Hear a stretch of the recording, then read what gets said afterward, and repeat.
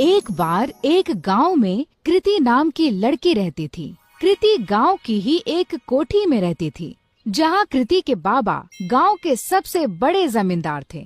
लेकिन उसके पिता की जुआ खेलने की लत ने उसके पूरे परिवार और दौलत को बर्बाद कर दिया। कृति के परिवार में कोई नहीं था। असल में कृति के पापा ने एक बार जुआ खेलते समय अपना सब कुछ दांव पर लगा दिया और वो हार गए। जुए में हारने पर दौलत तो गई ही गई, साथ ही साथ कृति की माँ ने भी तंग आकर जहर खा लिया। कृति की माँ के बाद उसके पिता भी ज्यादा दिन नहीं जिए और ज्यादा शराब पीने से उनका लिवर फेल हो गया और उनकी मौत हो गई। अपने पिता की इस जुए की आदत का सबसे बड़ा शिकार बनी अनाथ कृति। उस बेचारी का क्या दोष था? अब ना ही उसका कोई ख्याल रखने वाला था और ना कोई रोटी देने वाला। पेट पालने के लिए मजबूरन कृति गांव के घरों में झाड़ू पोछा करती।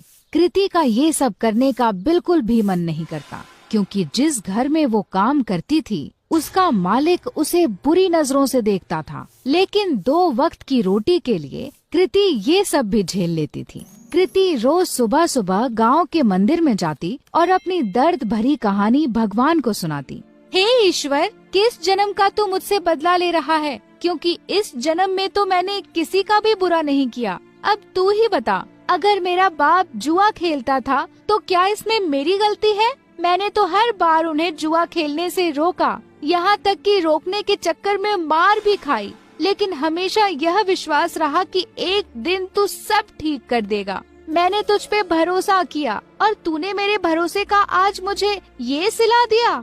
न खाना है न कोई अपना, काम पे भी मालिक बुरी नजर से देखता है। क्या यही तेरी महिमा है? कृति की आंखों में आंसू भर आए और वो वहीं बैठकर फूट फूट कर रोने लगी। लेकिन कृति ने आंसू पोंछे और वहाँ से उठकर जाने लगी कि तभी उस मंदिर के बाहर एक बूढ़ा आदमी दिखा जो उसे घूर रहा था। कृति को लगा कि ऐसे ही कोई भिखारी होगा जो उसे रोता हुआ देखकर घूर रहा हो। कृति उस पर बिना ध्यान दिए वहाँ से तुरंत अपने घर चलती बनी। लेकिन अब तो उस बूढ़े आदमी की कृति को देखने की आदत पड़ गई थी।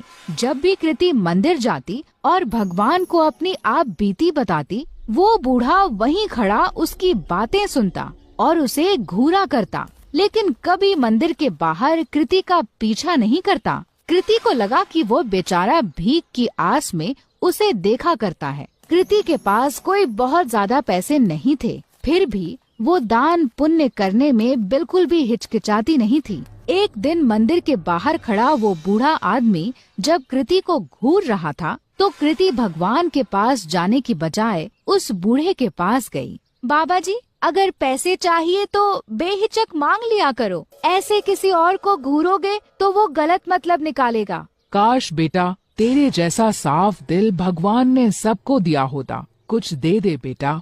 कृति ने अपनी जेब से एक 10 का सिक्का निकाला और उस भिखारी के जेब में डाल दिया। बाबा जी, अभी इतने ही हैं, आगे जब ज्यादा कमाने लगूंगी तब ज्यादा दूंगी। अरे बेटा, सच्चे दिल से दिए गए 1 रुपए भी मैं खुशी खुशी रख लूं, फिर तेरे 10 रुपए तो लाखों के बराबर हैं। भगवान तेरा भला करे।